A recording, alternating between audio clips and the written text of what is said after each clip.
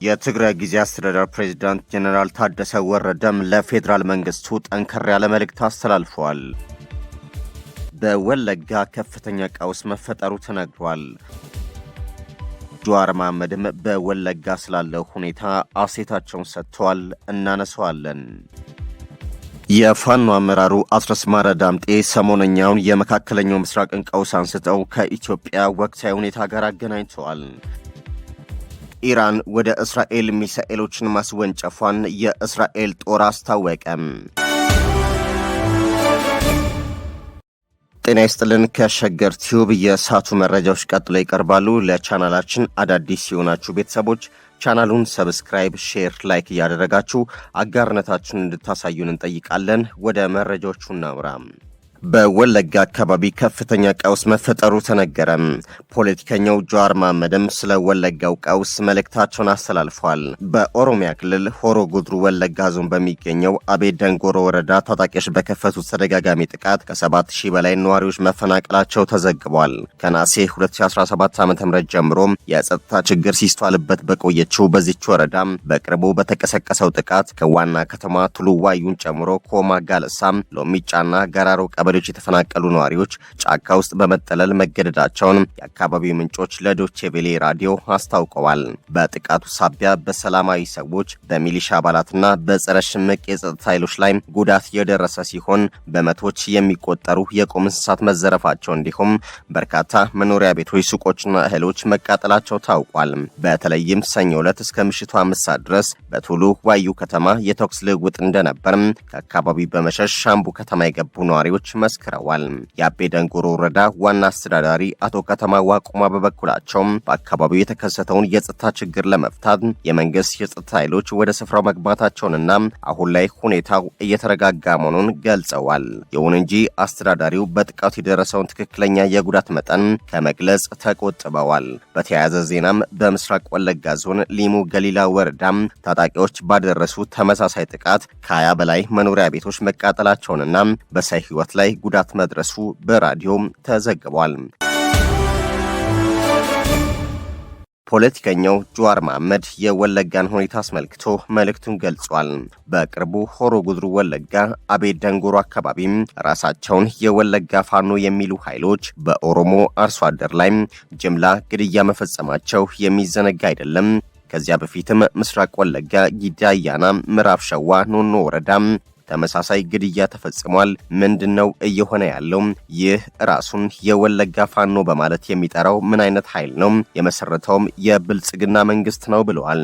የምታስታውሱ ከሆነ በወቅቱ የአገር መከላከያ ሰራዊትና የኦሮሚያ ልዩ ኃይል ወደ ትግራይ ላይ ወደ ተከፈተው ጦርነት ዘምተው ነበረ። ያንን ክፍተት በመጠቀም የኦላ ኃይሎች የመንግስት ሚሊሻዎችን አሸንፈው አብዛኞችን መሬቶችን ተቆጣጥሮ ነበረ። በዚህ ጊዜ የብልጽግና መንግስት መፍትሄ ያደረገው በቅድሚያ በአማራ ተወላጆች ላይ ጅምላ ጭፍጨፋ ተፈጸመ በማለት ፈጸመ ባለው የኦላ ኃይሎች ላይ ጣት እንዲቀሰር ተደረገ። የነበረው ሀቅ ግን ያንን ግድያ የፈጸመው ራሱ ብልጽግና ኦነግን አስመስሎ ያሰማራቸው በፈቃደ አብዲሳ የሚመሩ ሰራዊቶች እንደነበሩ የዋሽንግተን ፖስት ጋዜጠኛ በኋላ ላይ እንዳጋለጠም የሚታወስ ነው። በዚያን ወቅት የአገሪቱ ሚዲያዎች ለዚህ ግድያ ከኦላ አልፈው ህዝብ ላይ ለመፈረጅ ትልቅ ዘመቻ ሲያደርጉ ነበር። ይህ ዘመቻም በስፍራው በሰላም ሲኖሩ የነበሩትን የአማራ ተወላጆች ስላሸበራቸው ብዙዎቹ ክልሉን ለቀው እንዲሸሹ ምክንያት ሆናቸው። በዚህን ጊዜ የመንግስት ኃይሎች ሸኔን ከራሳችሁ ተከላከሉ በማለት የተሻሉ የሚሏቸው ከአማራ ተወላጆች መካከል በመምረጥ በመጀመሪያው በብር ሸለቆ ቀጥሎም እዚያው ወለጋ ውስጥ ወታደራዊ ማሰልጠኛ ተከፍቶላቸው መሰረታዊ ስልጠና እንዲያገኙ ከተደረገ በኋላ ትጥቅ ታድሏቸው ወደ ወለጋ እንዲሰማሩ ተደርገዋል። ይህ ሚስጥር አይደለም። በወቅቱ ምክትል ጠቅላይ ሚኒስትር የነበሩትን ሰው ጨምሮ ብዙዎቹ በአደባባይ ሲናገሩት የነበረ ነው። አስተውሉ። ያ ኃይል ህጋዊ በሆነ መንገድ የሰፈረ የሚሊሻ ኃይል አልተደረገም። የአማራ ተወላጆችን ለይቶ በማውጣት ጸረ ሽምቅ ኃይል አድርጎ በማቋቋም በመከላከያ ሰራዊት ስታንዳርድ ትላልቅ መሳሪያዎችን ጭምር እንዲታጠቅ ከተደረገ በኋላም ጭምር የክልሉን ሰላም ከኦላ ኃይሎች እንዲከላከል ተብሎም በቂ ሎጂስቲክስ ተሟልቶለት የተመሰረተ ሲሆን ትግራይ ላይ ያለው ጦርነት ከተገባደደ በኋላም እነዚህ ኃይሎች ከፌዴራል ፖሊሶች ጋር በጥምር ስምሪት ተሰጥቷቸው ወለጋ ውስጥ የኦላ ኃይሎችን እንዲያጠፉ ሲንቀሳቀሱ የነበሩ ናቸው። ለማስታወስ ያህል የአንድ የኦላ አባልን አንገት ቆርጠው ሲሸልሉ የሚታዩ ኃይሎች ናቸው ብለዋል ፖለቲከኛው ጀዋር። ይህ ኃይል ወደ ኋላ የኦላ ታጣቂዎችን ከመከላከል ባለፈ ሰላማዊ የኦሮሞ አርሶ አደር ላይ ግድያና ዘረፋ መፈጸም ጀመረ። በዚህም ጊዜ አንዳንድ የኦሮሚያ ፖሊስ አመራሮች ሁኔታ ስላላማራቸው መንግስት ያስታጠቃቸውን ትጥቅ ለማስፈታት ሲንቀሳቀሱ ትጥቅ እንዲያስፈታቸው ከበላይ ትዕዛዝ ተላለፈ። እነዚያ ለህዝብ ሲቆረቆሩ የነበሩ ጠንካራ የኦሮሚያ ፖሊስ አመራሮችም በሴራ ተገድለዋል።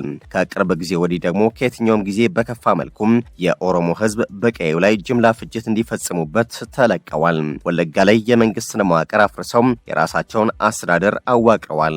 ወረዳዎችን አፍርሰው የራሳቸውን በመስረት ባንዲራ ሳይቀር የራሳችን የሚሉትን ሰቅለዋል። ዛሬም ድረስ ይህንን ኃይል ያሰማራው የሚቆጣጠረው መንግስት እንደሆነ አመላካች ምሳሌዎች አሉ።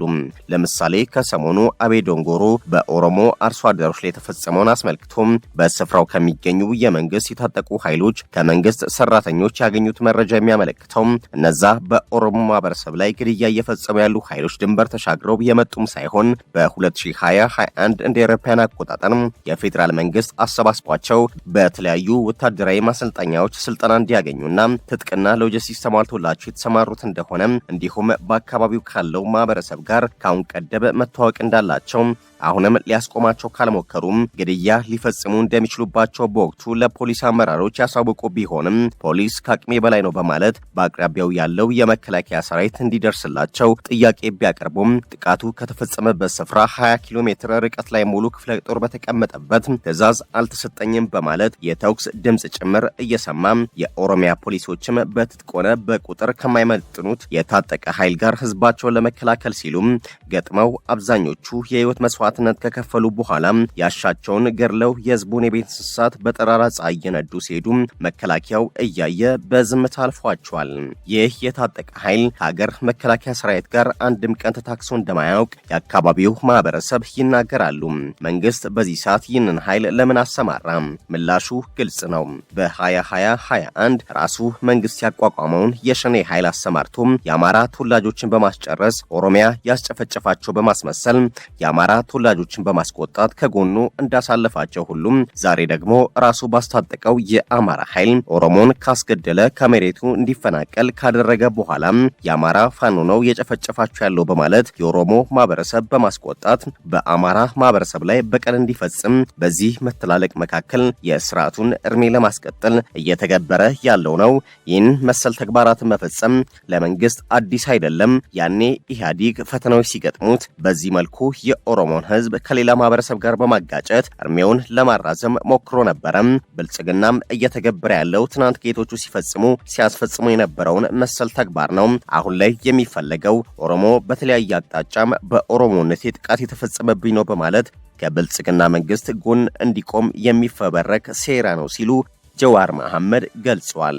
ትናንት የተፈጸመብንን ሴራ ሰባብረን እንደወጣ ነው ሁሉም እነዚህንም ከማክሸፍ አንመለስም፣ አይሳካላቸውም ሲሉም አክለዋል። ተፈናቃዮች ወደ ቀያቸው ካልተመለሱ ሁኔታው ወደ ከፍተኛ አደጋ ሊያመራ ይችላል ሲሉም የትግራይ ጊዜያዊ አስተዳደር ፕሬዝዳንት ሌተናል ጄኔራል ታደሰ ወረደ ገለጹ። ፕሬዝዳንቱ እንዳሉት ተፈናቃዮች አስከፊ ህይወት እየገፉ ስለሚገኙም የበጎ አድራጎት ድርጅቶች አደጋው ከማባባሱና ከባድ ችግር ከመከሰቱ በፊት ቅድመ ዝግጅት ሊኖራቸው ይገባል ብለዋል። የትግራይ ጊዜያዊ አስተዳደር ተፈናቃዮች ወደ ቤታቸው ሲመለሱም የፋይናንስና ማህበረሰብ ኢኮኖሚያዊ ችግር እንዳያጋጥማቸው ይህንን ለማቃለል የገንዘብ ማሰባሰቢያ ፕሮግራም መጀመሩን ተናግሯል። የተባበሩት መንግስታት ድርጅት የሰብአዊ እርዳታ ማስተባበሪያ ማዕከል ኦቻ የትግራይ ጽሕፈት ቤት ኃላፊ ሎኮጆ ፒተር ከትግራይ ጊዜያዊ አስተዳደር ፕሬዝዳንት ጄኔራል ታደሰ ወረደ ጋር ስለ ተፈናቃዮች መመለስና ስለ ሰብአዊ እርዳታ ጉዳይ በነበራቸው ውይይት ከለጋሽ አገሮች የሚመጣው ገንዘብ አሁን ላይ እጥረት እንደገጠመው ገልጸዋል። ኃላፊው አክለውም በትግራይ ባንኮች የገንዘብ እጥረት ማጋጠሙን ተከትሎም ተፈናቃዮችን መርዳት እንዳልተቻለ ተናግረዋል። ይሁን እንጂ እንደ ሲአርሲ፣ አይአርሲ እና አርሲ ያሉ አንዳንድ የበጎ አድራጎት ድርጅቶች ችግሩን ለማቃለል በቀጥታ ከፌዴራል መንግስት ገንዘብ በማምጣት ችግሮችን ለመፍታት ጥረት እያደረጉ መሆኑን ጠቅሰዋል። በተጨማሪም እንደ ነዳጅ፣ መድኃኒቶች፣ ክትባቶችና የምግብ አቅርቦት ያሉ ችግሮች ለመፍታት የባለድርሻ አካላት ድጋፍ እንደሚያስፈልግም ፕሬዝዳንቱ ጥሪ አቅርበዋል። የፋኖ አመራሩ ሰሞነኛውን የመካከለኛው ምስራቅን ጉዳይ አንስተው ከወቅታዊ የሀገራችን ጉዳይ ጋር አንስተውታል። የፋኖ ኃይሎች ቃል አቀባይ አስረስማረ ዳምጤም የኢራን ሚሳኤሎች ብዙ ነገር ለውጠዋል፣ በሚሳኤሎቹ ምክንያት ኢሚራት የአየር ክልሏን በመዝጋቷ የአማራ ህዝብ ላይ የድሮን ቦምብ ለሚያዘንቡ ወታደሮቿ ከዱባይና ከአቡዳቢ ደብረ ዘይትና ባህር ዳር ድረስ በአውሮፕላን የሚመጡ ትኩስ ምግቦች በየጊዜው መድረስ አልቻሉም። ጀነራል ሐሰንን ጨምሮ የኢሚራት ድሮን ተኳሾችና ቴክኒሻኖች ለሰሞኑ የኢትዮጵያን ምግብ መልመድ ግድ ሊሆንባቸው ነው። ወደ ገራ ቆፍር እንደሚባለው ወደ ቀና የሚጓዘው የአብይ አህመድ ወራሪው ጦር ለሳምንታት ተጉዞ ከተከማቸበት የትግራይና የአማራ ክልል ድንበር አካባቢ በከፊል ተቀንሶ ወደ መሃል ሀገር ጉዞ ጀምሯል። በነገራችን ላይ አብይ ወደ ቆቦ፣ ሰቆጣ፣ ወደ ደባርቅ ኃይል ያጠራቀመው ሰሜኖቹ ከበው ሊያጠፉኝ ስለሆነ መከላከል አለብኝ ብሎ እንጂ አቅዶ ያደረገው ስምሪት አይደለም። በዚያው አጋጣሚም እያስፈራራ ሽምግልና ሊቀመጥ ነበር፣ ሰሚ ጠፋ። አሁን ከምርኮ የተረፈውን ሰራዊቱን እያንከራተተው ነው። ሰውየው ሀገርና ኮሪደር ሰራዊትና አራዊት ተምታቶበታል። አሰብም ወደ ሐሳብ ተለውጧል። የቀይ ባህር መኞትም እንደ ጉም ታኗል። ጌታቸው ረዳ፣ ደመቀ ዘውዱ፣ ሜላት ኃይሉና አገኘው ተሻገር የተባሉ አገልጋዮቹን በአንድ መዝገብ ልደታ ከፍተኛ ፍርድ ቤት ላይ ያገናኘው አብይ አህመድን አምኖ የሚከተል ሁሉ እጣ ፈንታው መክሸፍ ብቻ ነው ሲሉም የፋኖ አመራሩ አስረስማረ ዳምጤ ተናግረዋል። ኢራን ወደ እስራኤል ሚሳኤሎችን ማስወንጨፏን የእስራኤል ጦር አስታወቀ። ሐሙስ ማለዳ የእስራኤል ጦር ኢራን በርከት ያሉ ሚሳኤሎችን ወደ ግዛቷ ማስወንጨፏን አስታወቀ። ኤኤፍፒ በሰው ላይ የደረሰ ጉዳት ስለመኖሩ የተገለጸ ነገር እንደሌለም የአገሪቱን የድንገተኛ ጊዜ አገልግሎትን ጠቅሶ ዘግቧል። አጃንስ ፍራንስ ፕሬስ የዜና ወኪል በሁለት ሰዓታት ልዩነት ውስጥ 3 የማስጠንቀቂያ ደወሎች መሰማታቸውን እንዲሁም በኢየሩሳሌም ፍንዳታዎች እንደነበሩ ዘግቧል። የእስራኤል ጦር ከዚያ በኋላ ሰዎች ከገቡባቸው የደህንነት መጠበቂያ ስፍራዎች እንዲወጡ አዟል።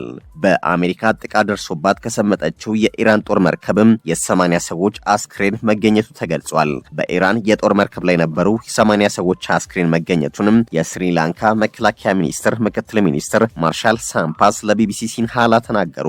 የኢራን የጦር መርከብ በህንድ ውቅያኖስ ላይ የሰመጠችው ከአሜሪካ ጦር በደረሰባት ጥቃት መሆኑን የመከላከያ ሚኒስትሩ ፒት ሄጌስ ተናግረዋል። የስሪላንካ ምክትል ውጭ ጉዳይ ሚኒስትር ለሀገር ውስጥ መገናኛ ብዙሃን በህንድ ውቅያኖስ ጥቃት የደረሰባት መርከብ ላይ ነበሩ ቢያንስ 80 ሰዎች መሞታቸውን መናገሩን ሮይተርስ ዘግቧል። የስሪላንካ ባህር ኃይል ቃል አቀባይ ሰነዶች እንደሚያሳዩት 180 ሰዎች በመርከቧ ላይ ነበሩ ብለዋል። የስሪላንካ ባህር ኃይል ቀደም ሲል ከኢራን የጦር መርከብ የደረሱልኝ ጥሪ ተቀብሎ የ32 ሰዎችን ህይወት ማትረፍ መቻሉን መናገሩ ይታወሳል።